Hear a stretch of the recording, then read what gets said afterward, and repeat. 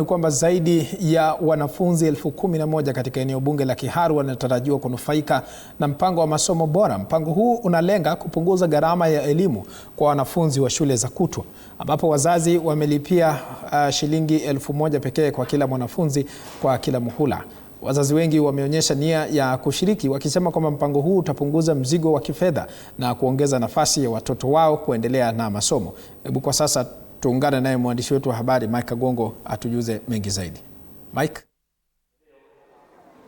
Naam, Swadakta, shukrani za dhati. Bila shaka kama ulivyodokeza hapo awali, ni kweli kabisa tupo katika eneo bunge la Kiharu katika kaunti ya Murang'a, na ambako mpango huu wa masomo bora umeanzishwa rasmi kunako mwaka 2023, na ambako mbunge wa eneo hili Ndindi Nyoro aliketi na kuanzisha mpango huu mzima, na ambao ulipania kuwasaidia takriban wanafunzi 10,000 katika mwanzo wa mpango huu mwaka 2023, na kisha 2024 ukaweza kuwafaidi wanafunzi zaidi ya 11,000, na mwaka huu bila shaka wameweza kuongeza wengi zaidi, ambao inapaniwa kwamba takriban wanafunzi 12,000 watakuwa wanafanya kufaidika. Ni mpango na ambao bila shaka utakuwa unafaa zaidi ya wanafunzi ambao hawajiwezi katika familia zao, wale ambao wanajiweza manake unawahusisha wote. Japo sitazungumzia mate,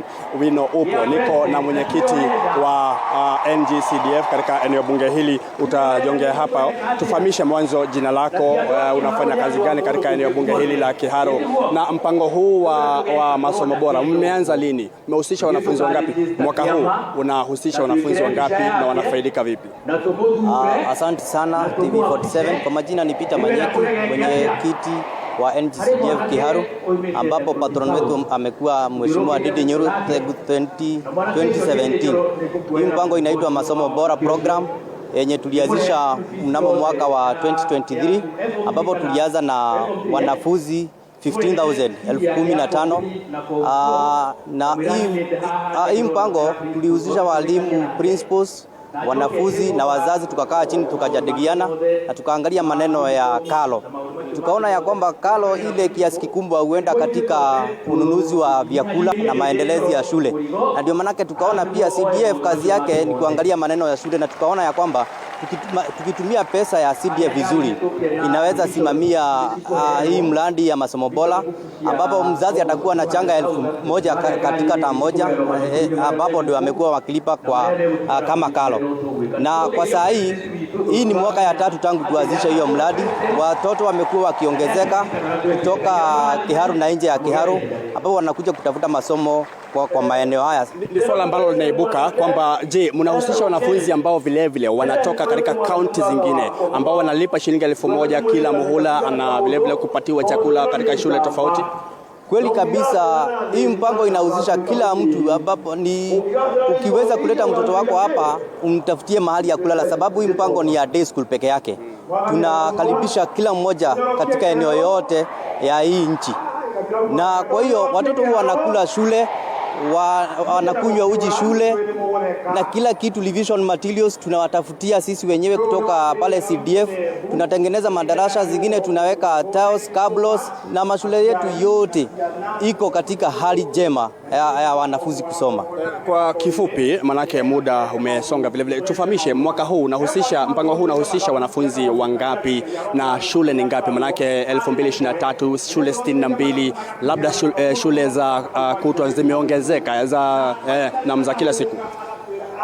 Mwaka jana tulikuwa na shule 62, lakini kwa huu mwaka umeongezeka sababu tumeanzisha shule 2 na sasa tuko na shule 64.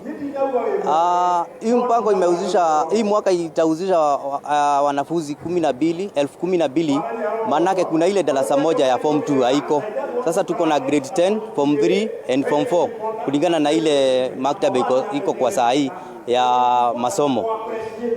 Hii mpango tumekuja leo kujadiliana na wazazi, tutakuwa tunaendaje, sababu inakuwa agreement ama kadalazi ya mwaka mmoja. So tumekuja kujadiliana tujue venye itaenda, na tukimaliza tufanye launch ambapo itakuwa kubwa sana, na najua leo mheshimiwa amewatayarishia mema na watakuja kuona hapo beleni. Na tunashukuru kwa sababu pia kuna motivation ambapo tukipea wanafunzi revision books, best improved teachers wanapelekwa Mombasa na best improved principals wanapelekwa nchi za nje kama Dubai, Malaysia na kwingineko. Kuna swala nzima kuhusu swala la kuchaguliwa kwa wanafunzi kutoka wale ambao labda asilimia 30 kutoka katika maeneo fulani ambalo limeibuliwa na wanasiasa. Sijui hapa mmelichukuliaje? Hapa tunasema kila mtu akiboresha mahali yuko, wananchi watatamani kuwa wakisomea mahali wako karibu na hapo. Sababu tukiangalia vizuri kama CDF Kiharu inafanya hii kazi inaonekana. Pia kwingine bona wasifanye kama Kiharu. Hiyo ndio manake hiyo mswada imeleta changamoto. Manake wanauliza pesa yao wanapeleka wapi ambapo Kiharu yao inaonekana. So mimi naweza agiza viongozi wote mahali pote umechaguliwa, fanya kazi, fanyia wananchi kazi kama venye ulikuwa umewaahidi ukichaguliwa, na ukifanya kazi mzuri wananchi wenyewe ndio wanajua kuangalia hii mtihani na watakuwa wanakupenda kama venye Mheshimiwa Ndindi Nyoro anapendwa. Kwa saa hii tukisema Mheshimiwa Ndindi Nyoro atoke Kiharu, sijui inaweza kuaje kwa saa hii, lakini pia mtu akifanya kazi mzuri na kazi kubwa, watu wengine pia wanamtamani. So tunamwombea mema sababu Mwenyezi Mungu yuko. Mwisho, baada ya kufanya haya yote, matokeo yanaashiria vipi? Mwaka uliopita matokeo yalikuwaje katika shule za eneo hili na ukilinganisha na miaka iliyopita ambayo mpango huu haukuwepo? Tunashukuru Mungu sababu tukianzisha hii mradi pia masomo ilikuwa chini kidogo. Sasa hii imeweza kuibuka, na ukiangalia results za 2023, 2024 na hii mwaka 2025, there is a big improvement. Utaona hadi kuna shule tumeanzisha juzi inaitwa Gikuyu Secondary, imepeleka watoto university. So there is a big improvement. Na hii mpango si ati mpango itaisha hivi karibuni. Sababu ukiangalia vizuri ni mpango ikikuwa adopted ama itakuwa ikienda kwa maeneo mengine ya bunge ama hata nchi yote.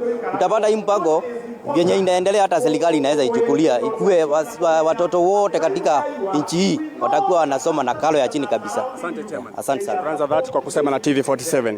Shukrani. Bila shaka ni mazungumzo ya moja kwa moja na mwenyekiti wa hazina ya NGCDF hapa katika eneo bunge la Kiharu, akitufahamisha kwamba shule ambazo zinahusika mwaka huu na zaidi ya wanafunzi 12,000 ambao watakuwa wanafanya kufaidika na mpango huu wa masomo bora, pasi na shaka wamekumbatia swala hili la kuchaguliwa ama kusajiliwa kwa wanafunzi katika maeneo ambayo wanatoka karibia shule ambazo bila shaka wanafunzi wamesomea na wakaitwa katika shule za upili waweze bila shaka kuitwa shule zilizo karibu na nyumbani kwao. Bila shaka anasema vile kwamba matokeo yameweza kuimarika baada ya mpango huu na mpango wa kuboresha miundombinu ya shule mbalimbali kuanzishwa katika eneo bunge hili, na ni jambo ambalo limefaidisha hata maeneo bunge mengine, manake wabunge katika maeneo mbalimbali nchini wamekuja hapa kufanya ile inaitwa benchmarking ili kuweza kupeleka swala hili katika majumbani mwao. Halipo la ziada kwa sasa, tutazama tutakapoibuka baadaye mida ya saa 7, saa 10 tutamfahamisha mtazamaji wetu yale yote ambayo yanafanyika katika eneo hili, na bila shaka baada ya mbunge wa Kiharu Ndindi Nyoro kuweza kuwasili pamoja na wageni wake waalikwa. Kwa hiyo baadaye tutakuwa tunakuletea moja kwa moja na ambayo yanafanyika katika eneo hili. Mie na Peter Gashanja tunazama kwa sasa. Kwako studio. Asante sana Mike Kagwongo kwa taarifa hiyo. Kwingine